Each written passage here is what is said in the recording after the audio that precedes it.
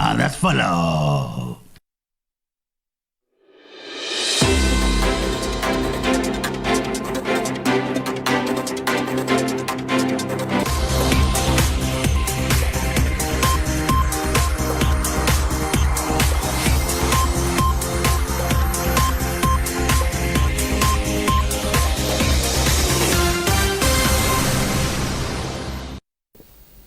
Hello, welcome to the lunch edition of MBC News, and you are with me, Evelis Chingambe. Coming up this afternoon, government pledges to assist people affected by hunger with enough food. A recent study establishes that some of the feed additives used by poultry farmers are hazardous to people's health. And about 450 women have gathered in Malawi for this year's Embassy Zogondamai Majeza.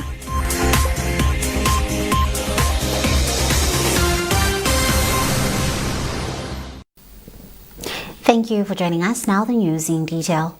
Government has pledged to assist people affected by hunger with enough food. Vice President Dr. Jane Ansah made the remarks at Kavitowe Primary School ground in Nzimba after presiding over the launch of the Lean Season Food Insecurity Response Program for the Northern Region. Chisomo Manda reports. The Lean Season Food Insecurity Response Program, implemented under the Department of Disaster Management Affairs, DODMA, follows the Malawi Vulnerability Assessment Committee MVAC report that shows that at least 4 million Malawians in the country are food insecure. In her speech, the Vice President began by thanking President Professor Arthur Peter Mutharika for entrusting her office with the responsibility of overseeing the Department of Disaster Management Affairs, DODMA. She then advised the district councils and officials responsible for compiling beneficiary lists to ensure inclusion of people with disabilities, child-headed households, the elderly, and other vulnerable groups. It is our belief and desire that only those that need help will be included without any favor. So we just believe that they will do what is right. Beneficiaries in Mzimba expressed gratitude after receiving maize and cash support, with many thanking the president for what they described as fatherly gesture. Isatiliwa kuonga kwa president wichu Peter Mutharika shukatina njala mmizi umu kwensono watu ovwira tira kuonga shomeni tikadandaulanga natafuma kutai na masuzo kwensono tivenge makola shukacha president witu ye ushomeni masugo yakawaya nandi kwemono pano antipisa kupa masugo ane mnyimba mwani nati nguonga shomeni wapitirire pangarekanga sha chingoma chinivwirenge panjara na munelili na njara na chira nirienge mwakukondwa na dandaulanga panjara sono na mnapokera vingoma vanuvira chomene nguonga njara nayo yamara. In his remarks, World Food Program Country Representative Young John Lim emphasized the need for strong collaboration among all stakeholders to end hunger in the country. He added that WFP will support 1.9 million people during the lean season. Taking his turn, Inkosi Amakosi Mbelwa V of Mzimba urged the beneficiaries to use the items for the intended purpose. What we usually see when such relief items come, there are vendors that are already willing to buy to entice the beneficiaries so that they can buy them and then sell them at a higher price. So I was imploring with the VP through her office to help us arrange the security agents so that they're always there when they're distributing, and we see the intended purpose of this initiative. About 4 million people are expected to benefit from the ongoing food and cash distribution exercise across the country. Meanwhile, President Professor Arthur Peter Mutharika has extended the state of disaster declaration to all the 28 districts in the country. Chisomo Manda, MBC News, Mzimba. Meanwhile, government has expressed appreciation for the support the financial sector has rendered towards the 2025-2026 lean season food insecurity response program. Minister of Finance Joseph Mwanamveka made the sentiments in Lilongwe when he received 200 million kwacha from Standard Bank. Mwanamveka said, as highlighted in the National Response Plan developed through the Department of Disaster Management Affairs, DODMA, Malawi faces recurring climate-induced shocks. Details with Main Tumodzi. According to the Minister of Finance, Economic Planning and Decentralization, Joseph Mwanamveka, this year alone, over 4 million Malawians are food insecure, prompting the declaration of a state of disaster on the 25th of October 2025. He says the response plan, covering all 28 districts and 4 cities, requires 209.4 billion Malawi kwacha to ensure that vulnerable households receive life-saving food assistance and cash transfers. Mwanamveka adds that while government has taken decisive steps, it recognizes that no single institution can meet this humanitarian challenge alone, hence commending the support from Standard Bank. For me, it's a word of thanks to the bank, the board and management of Standard Bank for this welcome gesture, for the support we have received today of a check of 200 million, which will go towards the purchase of food for the vulnerable Malawians. So as government, we are quite happy and we are pleased that the private sector also is involved in alleviating the hunger that is there. Head of Personal and Private Banking at Standard Bank, Charity Moore, says the contribution reflects the bank's commitment to corporate citizenship and reaffirms its resolve to collaborate in building a more resilient and food-secure nation. As Standard Bank, when we got a call through the annunciation by the state president that there is a national state of disaster pertaining to hunger, we immediately decided to be part of the solution. So we responded because we believe that as a bank we are not here just to do business, but also to be a partner for growth and whatever matters to Malawians. The donation adds to the growing private sector response to the food crisis, underscoring broad confidence in President Professor Peter Mutharika's economic and humanitarian agenda. Maim Tumodzi, MBC News, Lilongwe. Malawi is among nations experiencing the impact of climate change, and the Ministry of Natural Resources, Energy and Mining has reiterated the importance of Malawi's participation in global climate change summits, such as the ongoing COP30 in Brazil. More in this report by Alfisha Fisher, being read by Ruth Chinangwa. Director of Environmental Affairs in the Ministry, Taonga Mbale Luka, who is attending the conference, said gatherings like COP30 are critical platforms where countries discuss collective strategies to combat the effects of climate change. She added that Malawi is using the summit not only to lobby for funding to strengthen its climate actions, but also to follow up on financial pledges made by developed countries. The pledges were aimed at assisting developing nations that are facing the brunt of climate change, despite contributing the least to global emissions. It's important for us that we participate in these forums because besides the negotiations that are happening, which we must be part of that process, we must be part of the decision making of the processes. We are also using this as opportunities to also lobby and get financing for our climate actions. We prepared our national determined contributions, which outline the climate actions or pledges that we have pledged as a country, but how do we translate those into action on the ground? So this is one of the ways that we can translate that into action by using this platform to also get resources. At finance, you might have good plans, good ambitions, but it would be difficult to translate those into action. So climate finance is key and central to all this. And our developed country partners have an obligation under the convention to provide support to developing countries. And also what is also very important is how are we going to access that finance as countries like Malawi, least developed countries, because the processes at times can be so difficult. There will be pledges announced that there's money here, but now for that money now to come to be used for the various climate actions is difficult. So it's important for us. COP30 Climate Summit, which started on 10 November and will end on 21 November, focuses on turning climate commitments into actionable solutions, addressing emissions targets, and enhancing financial support for vulnerable nations such as Malawi. Japan has signed a grant contract with Mangochi community-based organization operating under the banner Sustainable Cape Maclear to provide second-hand vehicles for waste collection and disposal around Cape Maclear.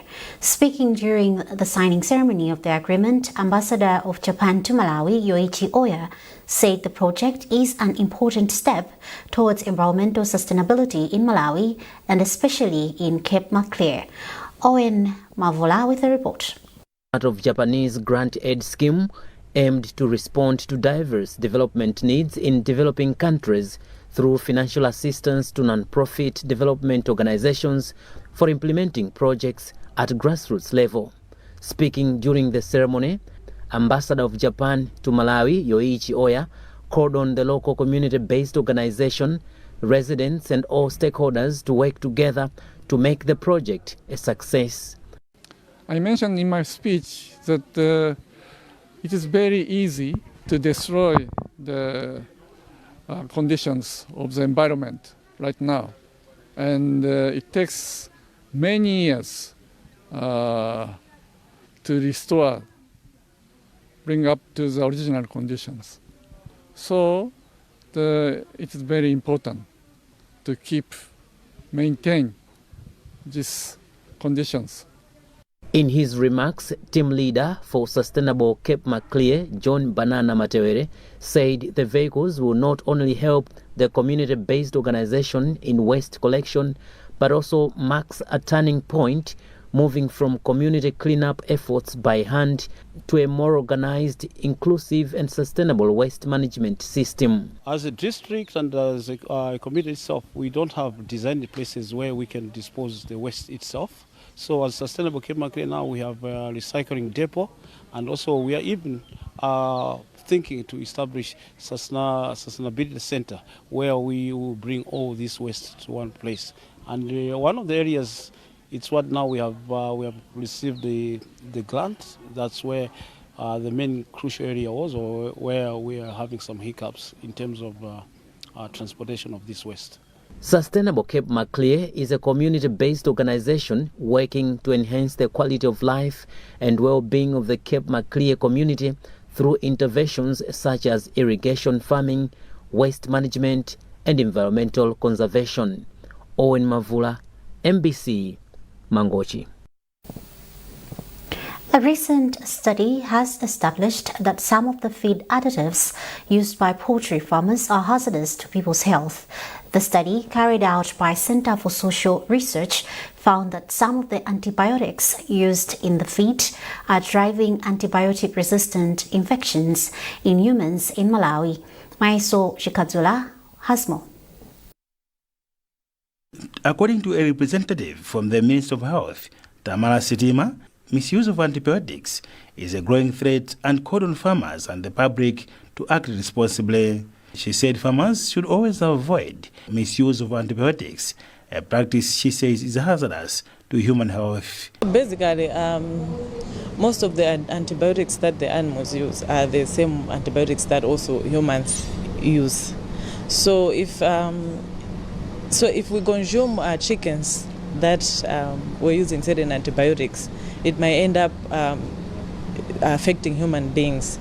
They can develop resistance, whereby when they get sick, they will not respond to treatment. As the government, we are advising the people, especially the farmers, that they should refrain the misuse of antibiotics in Malawi. University of Malawi Executive Dean Emmanuel Ngwira said the study is part of its effort to build capacity and produce knowledge that can guide policy and protect public health. UNIMA's role is twofold.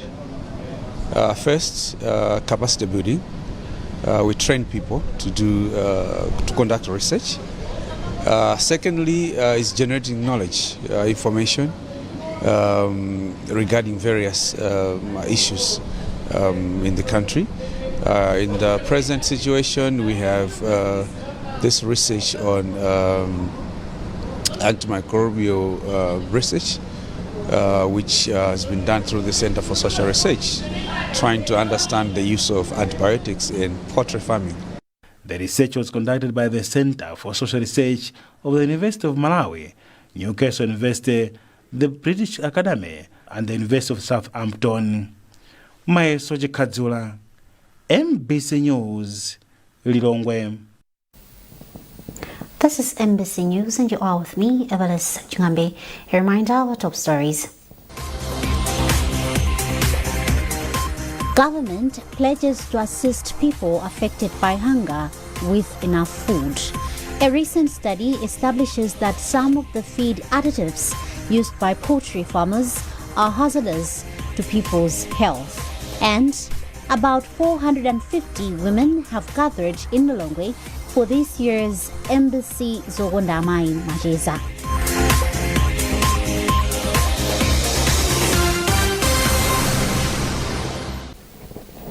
Welcome back.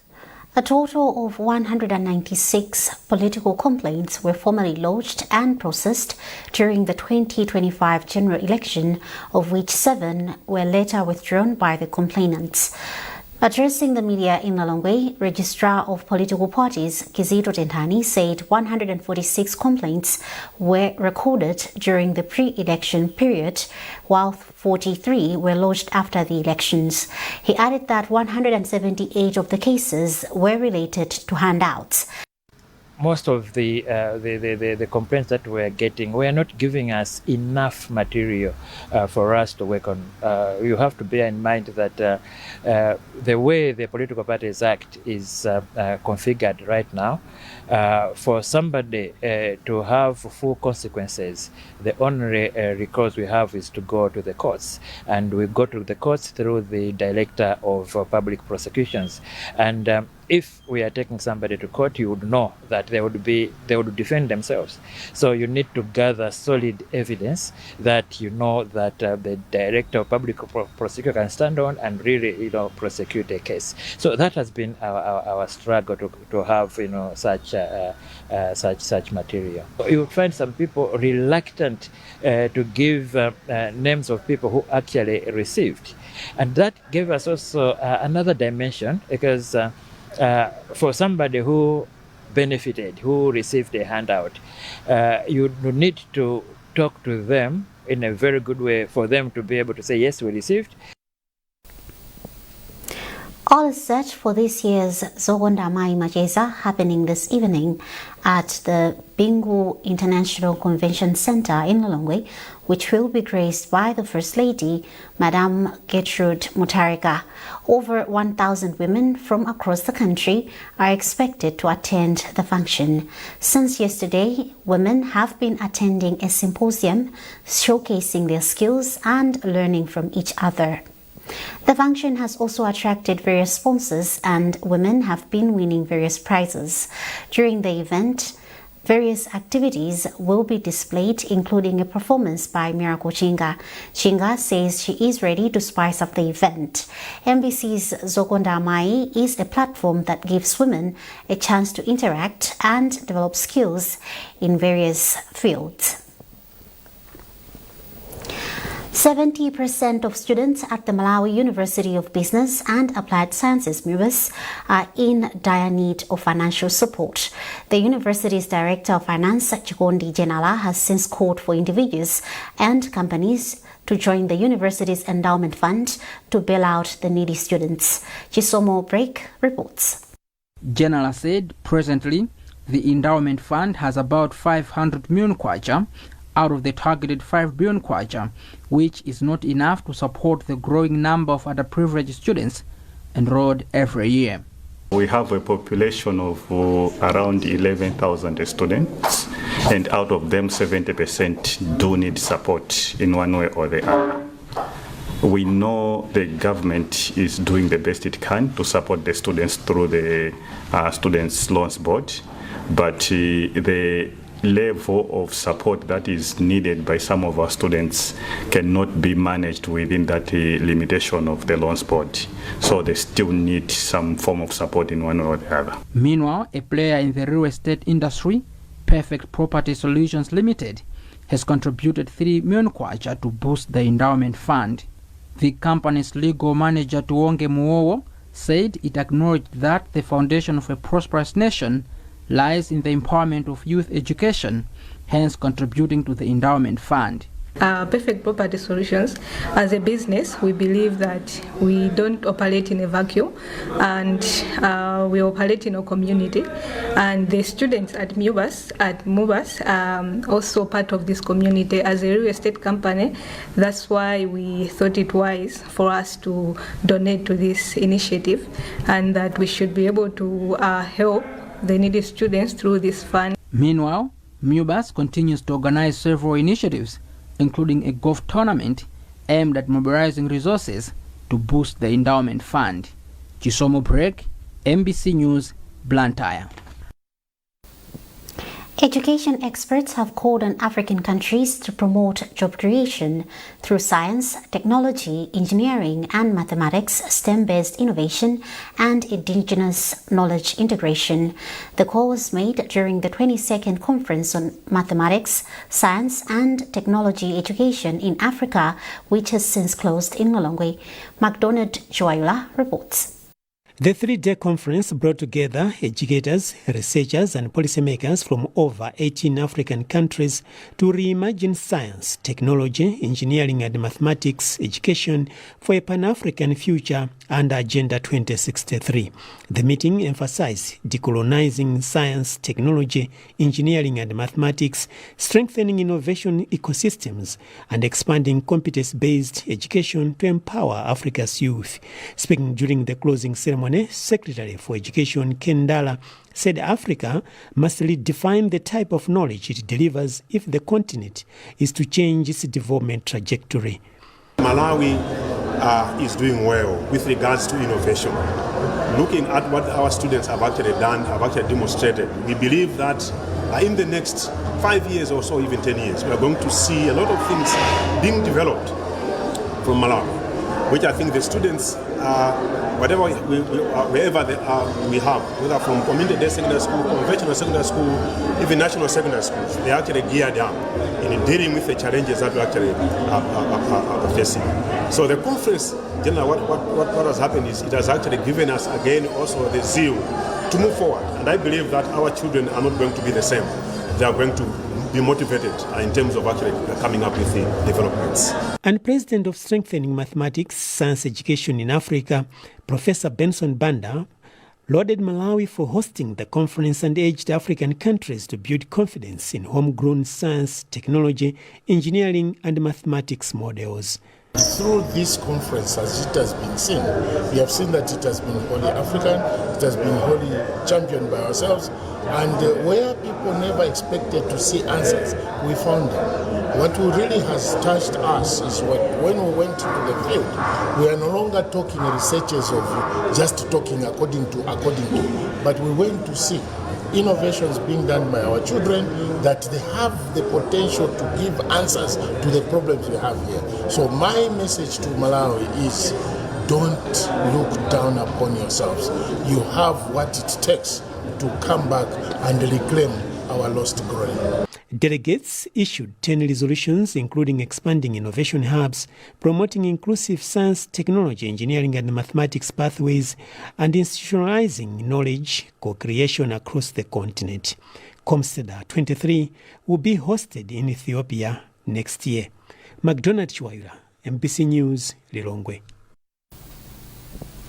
Data Protection Authority (DPA) has stepped up efforts in the protection of personal data. The DPA is engaging captains in the tourism sector to raise awareness on Data Protection Act and risks associated with handling personal data. DPA is a branch within Malawi Communications Regulatory Authority (MACRA). Daniel Shawoni is head of data protection at MACRA and shares the details. This is a series of engagements that we are having with the several sectors, and we have identified the tourism sector as one of the most critical sectors in terms of data protection, and we thought it crucial that we come in, sensitize them about the new legislation, that is the Data Protection Act of 2024.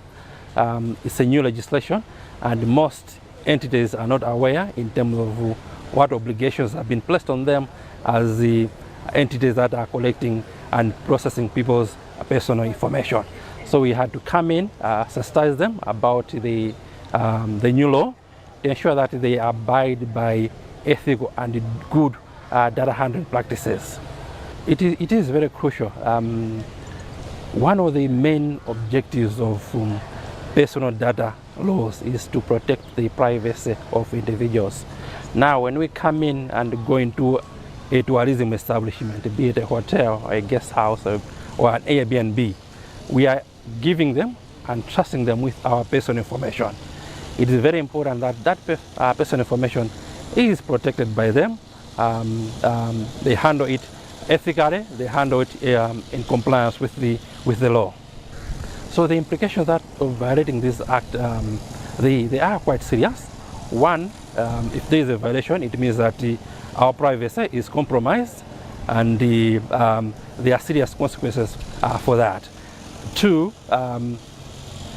entities that are in violation of the law, they attract liability. It can be criminal liability in the sense that they can be prosecuted and be fined according to the law, and maybe some of their principal officers imprisoned as well, or they can even be face very stiff monetary penalties. Kemhaven Lodge is one of the tourism players who participated in the awareness meeting, and Greg Gage Harris is the lodge's managing director. Look, data protection is really important. I personally also think that my personal information should only be shared with my consent, so I really do appreciate that they've taken the time to sensitize us. So from our personal perspective, we try and follow data protection as best as possible.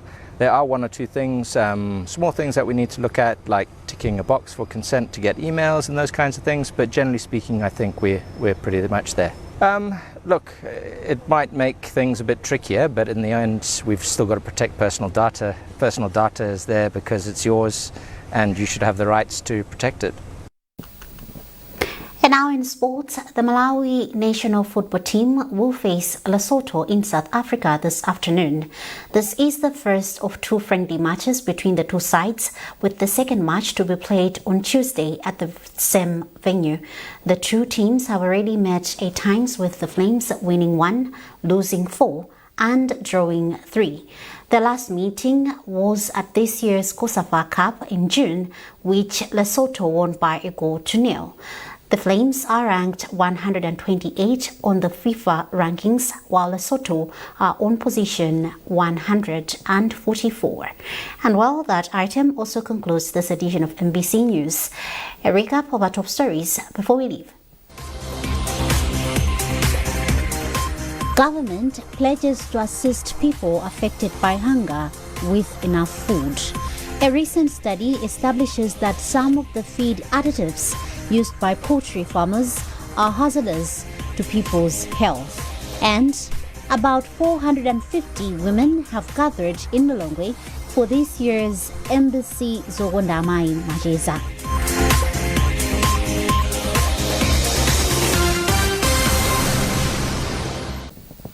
For more updates, visit our Facebook page, Embassy Digital.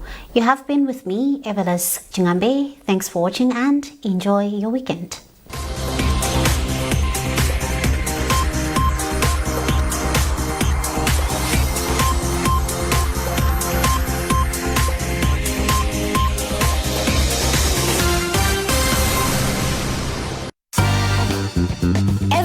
dreams of a space where their business can shine. The Grand Business Park in Area 46, Lilongwe, is the heart of the action. Perfect for retail, corporate, or new ventures. Our modern units come in various sizes: 75 or 150 square meters and 262.5 square meters or 300 square meters. Enjoy 24/7 security, ample parking, high visibility with easy access off Bypass Road, and you'll be sure to join a thriving community of smart business owners. So book your space today by calling 0989 51